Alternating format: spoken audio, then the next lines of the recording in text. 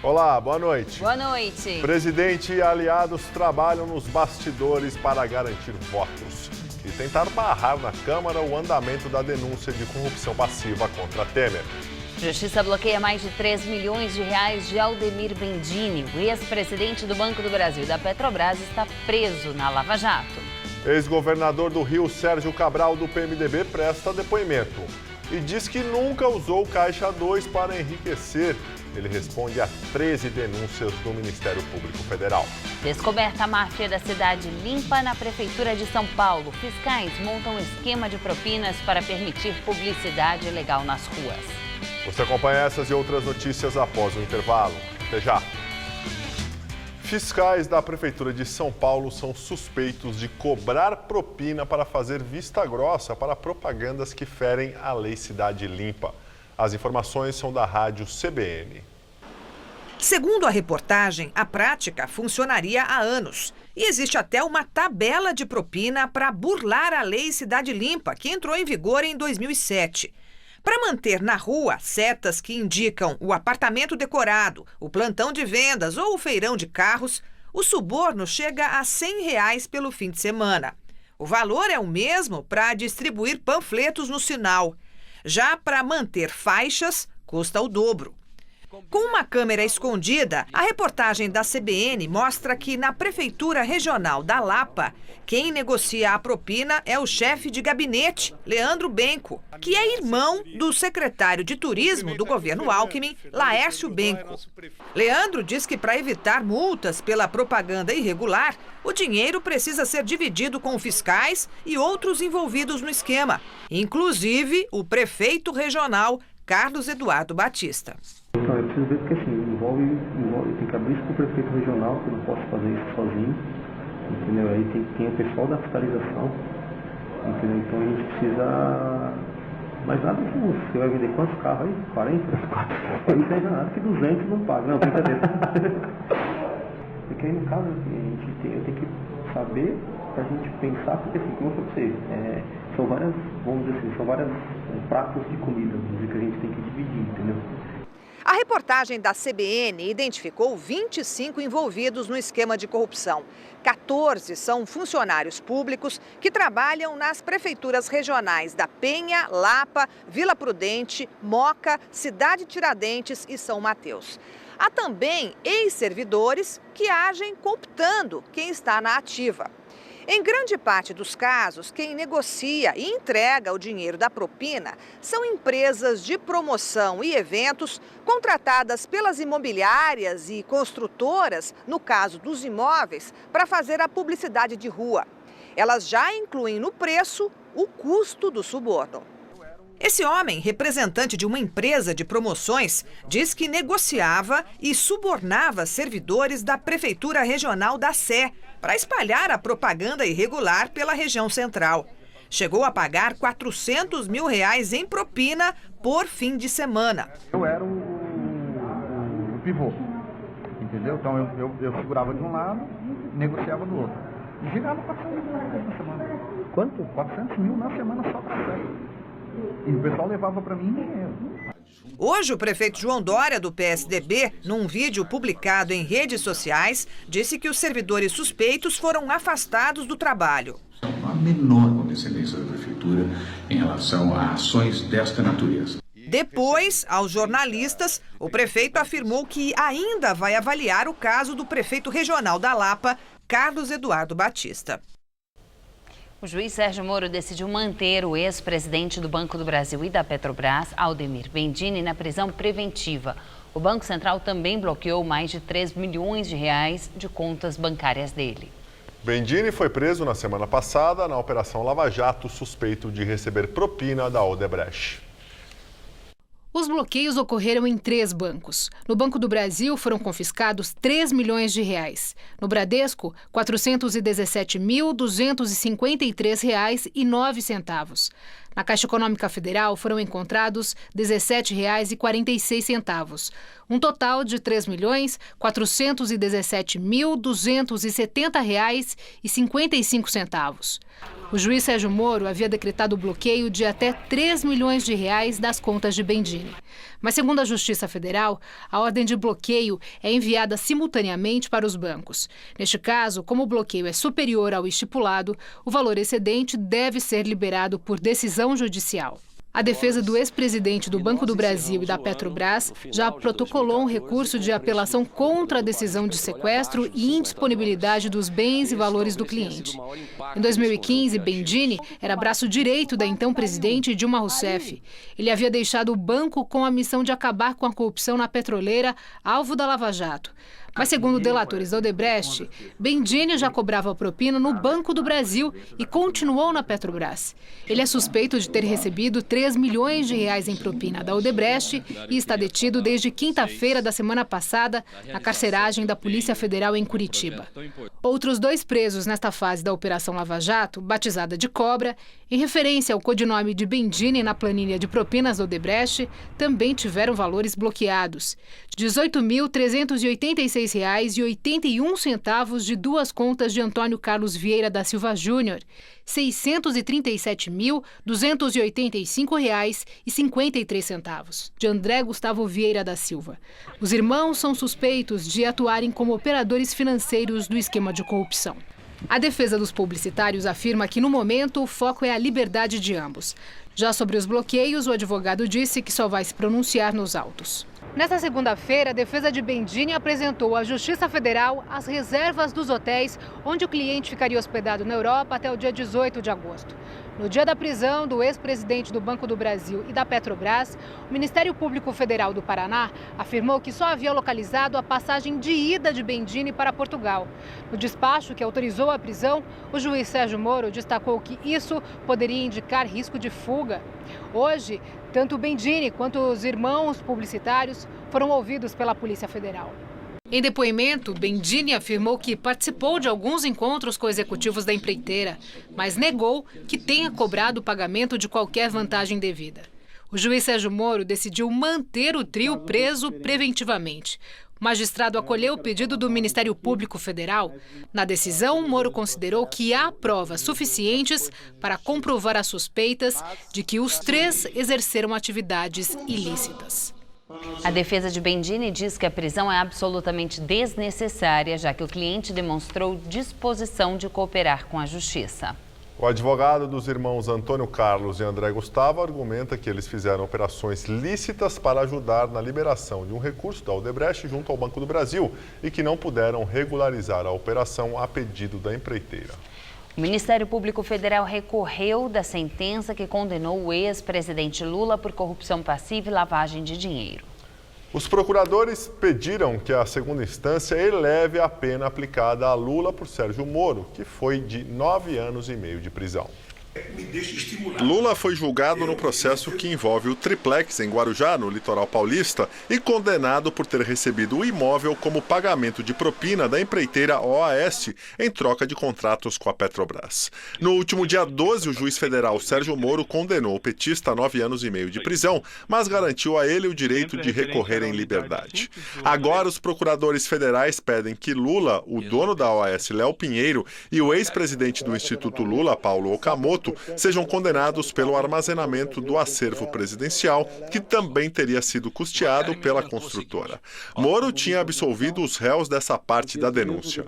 O Ministério Público quer que os desembargadores da segunda instância eleve a pena dos 3 réus e que a multa aplicada ao ex-presidente Lula seja aumentada de 16 para 87 milhões de reais como forma de reparação aos cofres públicos.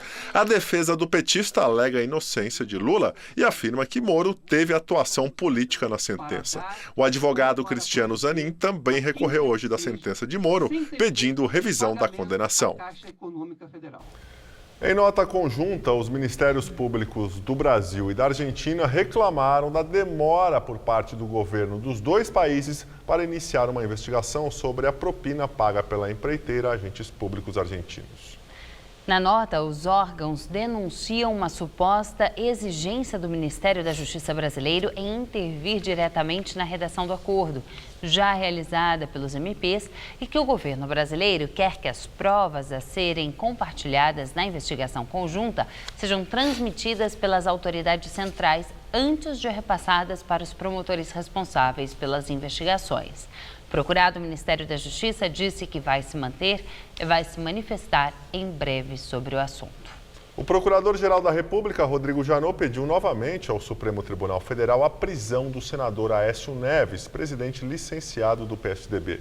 O tucano é acusado de receber R$2 milhões do empresário Joesley Batista. Janot também voltou a pedir o afastamento de Aécio do mandato de senador. No primeiro pedido de prisão foi rejeitado em decisão do ministro Marco Aurélio Mello. Agora cabe aos ministros da primeira turma do Supremo decidirem sobre o pedido de prisão do tucano. O ex-governador do Rio de Janeiro, Sérgio Cabral, do PMDB, prestou depoimento hoje ao juiz Marcelo Bretas sobre uma das 13 denúncias do Ministério Público Federal contra ele. Na ação em questão, os procuradores dizem que Cabral recebeu quase 17 milhões de dólares em propinas das empresas de Eike Batista. No depoimento, Sérgio Cabral disse que nunca usou o Caixa 2 para enriquecer e que todo o montante recebido das empresas de Eike Batista foi aplicado em campanhas, mesmo dinheiro não declarado à Justiça Eleitoral. A quase totalidade dos recursos obtidos em Caixa 2 eu gastei na política, com partidos políticos, com companheiros políticos, nas eleições que me envolvi direta e indiretamente. Não foi para me enriquecer. Na denúncia em questão, os procuradores dizem que Cabral teria recebido do empresário 16 milhões e meio de dólares em propinas, além de R$1,5 milhão através de serviços não prestados pelo escritório de advocacia da esposa de Cabral, Adriana Anselmo. O ex-governador do Rio admitiu ao juiz Marcelo Bretas que recebeu R$40 milhões destinados a doações de campanhas, projetos ligados às UPPs e também para a divulgação para que a capital fluminense se tornasse sede das Olimpíadas. Cabral também declarou que só em 2010 pediu R$10 milhões de doação de campanha para o empresário, pagos em recursos não contabilizados e vindos do exterior para a campanha do PMDBista. Ouvido hoje pelo mesmo juiz da 7ª Vara Federal, o empresário Eike Batista não quis responder se pagou propina ao ex-governador do Rio e negou que tivesse relação próxima com ele, apesar de voltar a admitir que emprestou ao PMDBista um de seus aviões. O senhor, por exemplo, emprestou algum tipo de avião, fez algum favor, enfim, pessoal? Emprestei sim, excelência. Se a gente empresta um avião, claro. Eu não sei como é que é, porque ainda não alcancei esse estágio, mas empresta um avião para quem tem um relacionamento mais próximo, né? Imagino que seja... Na verdade, não. Na verdade, eu na época tinha 3 aviões e as pessoas sabiam que meus aviões estavam muitas vezes parados e muitas pessoas têm a liberdade de, me empresta seu avião? E é difícil você dizer não a um governador. Presidente Michel Temer e aliados trabalham para garantir o maior número de votos para barrar o andamento da denúncia de corrupção passiva contra Temer. A oposição também se mobiliza para tentar levar adiante a investigação ou ainda adiar a votação, marcada para quarta-feira, apostando no desgaste do governo. A expectativa é que Michel Temer exonere temporariamente alguns ministros que têm mandato de deputados federais para que eles retornem à Câmara e votem pela rejeição da denúncia contra ele. Há pelo menos 12 parlamentares licenciados na esplanada dos ministérios que podem ajudar Temer. Entre eles, o ministro de Secretaria de Governo, Antônio Embaçaí, do PSDB, que admitiu a possível tática do governo em um evento hoje na Bahia. Temer, que precisa do apoio de 172 dos 513 deputados, permaneceu em encontros fechados no Palácio do Planalto. Ele busca o máximo de votos favoráveis, já que quanto mais obtiver, maior a força que o governo pode ter para tentar pautar a votação da reforma da Previdência. Um fiel aliado que demonstrou apoio ao presidente é o deputado Vladimir Costa, do Solidariedade do Pará. Nas redes sociais, ele publicou fotos em que exibe uma tatuagem no ombro direito com o nome do presidente. Mas alguns tatuadores experientes defendem que a tatuagem mostrada pelo deputado foi feita com rena, material que sai da pele com o tempo. A oposição também está se articulando. Amanhã, deputados de vários partidos devem se reunir para alinhar uma estratégia comum. Alguns acreditam que, mesmo que não consigam alcançar os 342 votos na sessão marcada para quarta-feira, os deputados que votarem para salvar Temer vão ficar expostos à opinião pública. Isso poderia levá-los a alterar a posição deles em futuras denúncias, das quais o presidente pode ser alvo. E agora vamos ao comentário de política com Bob Fernandes. O Brasil segue se suicidando ou sendo suicidado. Há um ano, em nome do combate à corrupção, corruptos tomaram o poder. Foi, como se viu, se vê e se vive, uma farsa. Não se duvide das boas intenções de muitos que então se manifestavam. Não se duvide também da ingenuidade ou da hipocrisia e cinismo. Resta agora ressentimento, perplexidade, desencanto e silêncio, por constrangimento, vergonha ou cumplicidade. A Câmara tem denúncia para julgar contra Temer, que para tentar salvar-se, só com deputados e emendas já torrou 4 bilhões. Um ano depois do impeachment, 3 anos de Lava Jato e o procurador Carlos Fernando admite e diz: muitos queriam o fim do governo Dilma e não da corrupção. Isso enquanto a Polícia Federal cobra. Falhas nas delações da Odebrecht, acordo esse feito por procuradores, dificultam a obtenção de provas. Provas parecem ser mero detalhe. À Folha, o juiz Moro defendeu o uso de provas indiretas no caso Lula. Leia-se condenar sem prova cabal. Enquanto isso, o silêncio vai enterrando notícia cabal. 4 meses depois de já ser ministro da Fazenda, Meirelles recebeu 50 milhões em contas no exterior. Parte disso pagos por Joesley Batista. Temer, chefe de Meirelles, diz que Joesley é bandido notório. Joesley diz que Temer é chefe de organização criminosa. E segue o silêncio, porque o tal mercado, seus porta-vozes e manchetes não querem riscos para o dinheiro grande. Só 10 das empresas citadas na Lava Jato demitiram mais de 600 mil funcionários ou terceirizados. Na chamada cadeia de petróleo e gás, sumiram mais de 3 milhões de empregos. Os que tomaram o poder trabalham para mantê-lo após 2018. Eleição ainda sem regras e sem projeto algum para o país que segue se suicidando ou sendo suicidado. Boa noite. Grupo JEF, dono da JBS Friboi, acerta a venda da Vigor para a mexicana Lala por aproximadamente 5 bilhões e 800 milhões de reais. A venda da empresa de laticínios faz parte das medidas de desinvestimento da JEF. Esse movimento começou após os irmãos Wesley e Joesley Batista terem fechado acordo de delação premiada com o Ministério Público Federal. E a JBS anunciou hoje que concluiu a venda de suas operações de carne bovina na Argentina, Paraguai e Uruguai para unidades da rival brasileira Minerva. Ao todo, a empresa faturou 300 milhões de dólares, quase 1 bilhão de reais com a operação. Sob protestos e pressões internacionais, incluindo sanções americanas contra o presidente Nicolás Maduro, o governo da Venezuela realizou a eleição da nova Assembleia Constituinte. Segundo o Comitê Eleitoral da Venezuela, cerca de 19 milhões e meio dos mais de 31 milhões de venezuelanos estavam registrados e poderiam votar. O governo afirma que 8 milhões participaram da votação. A oposição afirma que foram 2 milhões e meio. Apesar da intensa campanha do presidente Nicolás Maduro, o comparecimento não era obrigatório e não havia um número mínimo de votantes para validar o processo. Em seu primeiro discurso após a eleição, o presidente afirmou que a nova Assembleia vai tomar medidas contra o Parlamento, o Ministério Público e os líderes da oposição para solucionar a crise econômica e garantir justiça e paz. Na imprensa venezuelana, enquanto os veículos estatais comemoravam a eleição, os de oposição publicaram editoriais dizendo que a nova Constituinte não vai tirar o país da crise. A União Europeia, os Estados Unidos, o Brasil e outras 5 nações anunciaram que não vão reconhecer o resultado da eleição de ontem.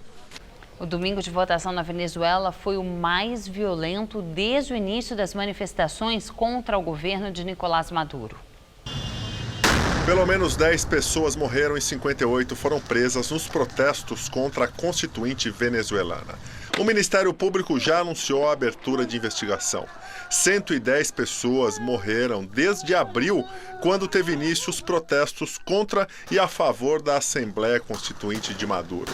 A escala da violência, o agravamento da crise política e econômica e a possibilidade de uma guerra civil preocupam a comunidade internacional. O ministro da Fazenda, Henrique Meirelles, admitiu hoje que uma mudança na meta fiscal está sendo analisada pela equipe econômica do presidente Temer.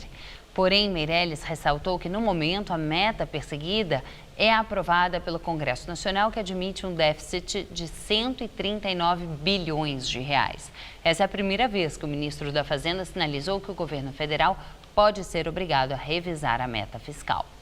Henrique Meirelles falou à imprensa após reunião com o ministro das Finanças do Reino Unido, Philip Hammond, em Brasília. Ele disse ainda que o governo não tem planos agora para novos aumentos de impostos. No último dia 20, o governo aumentou o PIS e o COFINS sobre os combustíveis. O dólar tem queda de 0,52% e termina julho cotado a R$ 3,11. Este é o menor valor da moeda americana desde 16 de maio. No mês, o dólar caiu 5,87%, a maior queda mensal em mais de um ano. E a Bovespa fechou o último dia do mês em alta de 0,65%.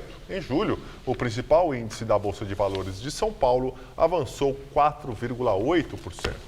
E agora vamos ao comentário de economia com Denise Campos de Toledo. Olhando o ranking das aplicações em julho, a impressão que se tem é de um momento muito favorável do país, com bolsa em alta, dólar e juros em queda. Na prática, sabemos que não é bem assim. Há muitas dúvidas no cenário político e a economia, mesmo com dados mais favoráveis, ainda tem números bem preocupantes, como o rombo das contas públicas, rombo que, segundo começa a admitir o ministro Meirelles, pode levar a uma ampliação da meta deste ano, que já é de um déficit, de um saldo negativo de 139 bilhões de reais. Mas o mercado, por enquanto, tem feito uma leitura mais otimista. Mesmo com a crise política, Temer deve continuar. Se não continuar, a equipe econômica fica, mantendo a agenda. Tanto que, em meio às turbulências, a reforma trabalhista avançou. Agora, não dá para apostar nessa calmaria. O próprio mercado projeta o dólar na faixa dos 3,30 no final do ano. As incertezas, até tendo em vista as eleições de 2018, em algum momento podem pesar. Sendo que o mercado também está atento a essa questão fiscal e ao encaminhamento da reforma previdenciária.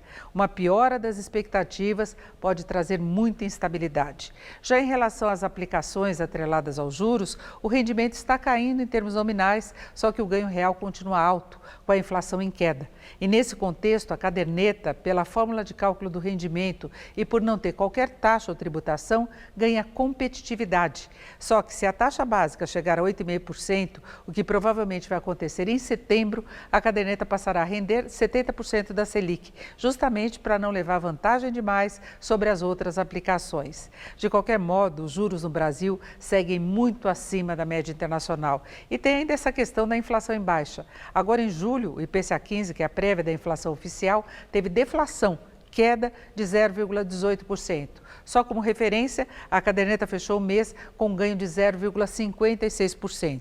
Um título do Tesouro, que rende juros além da inflação, ainda oferece ganhos de 4% a 5% acima do IPCA, ganhos ainda bem elevados. Eu volto na quinta, até lá. Quem foi ao Beco do Batman, na zona oeste de São Paulo, neste domingo, pôde acompanhar uma apresentação gratuita do maestro João Carlos Martins. Não tem jeito, tirar foto no Beco do Batman é quase obrigatório, vai. Mas a obra-prima que essa multidão veio ver hoje é para ser ouvida. Com vocês, o maestro João Carlos Martins.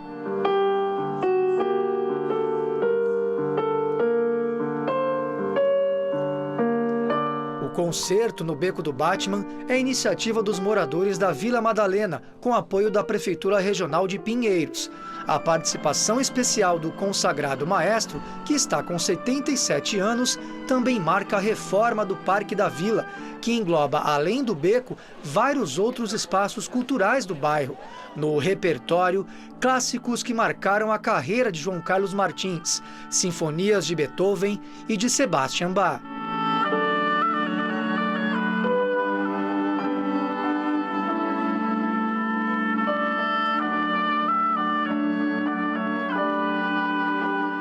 Teve também uma palhinha de Love of My Life, de Freddie Mercury.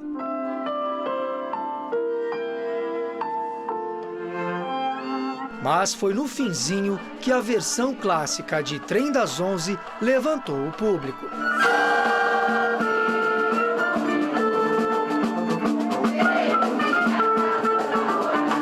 interessante ainda que ele faz toda uma relação com a música popular também. Um domingo de música, de graça para várias gerações. Foi maravilhoso e deve fazer novamente. É uma coisa para a alma, realmente. Depois do show, que grafite que nada. Todo mundo queria mesmo era garantir uma selfie com o maestro.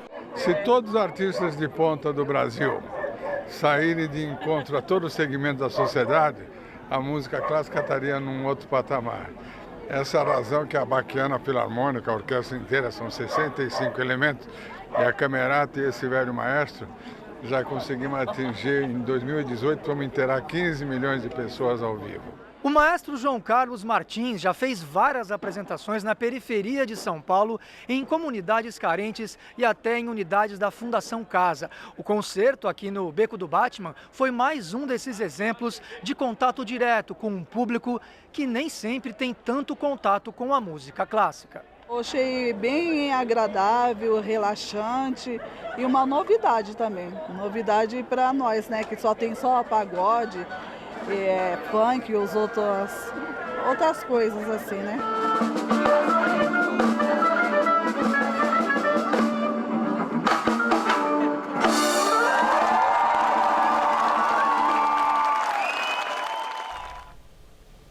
Nós ficamos por aqui. A edição de hoje pode ser vista no site do Jornal da Gazeta. Muito obrigado pela companhia. Tenha uma excelente noite, uma ótima semana. Até amanhã, né, Ju? Até amanhã, Gabriel. Uma boa noite para você. Fique agora com Rony Von no Todo Seu.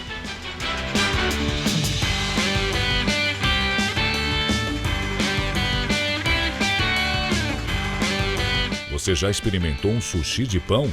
A receita completa deste prato super diferente está no Cozinha Amiga desta terça, 13h30.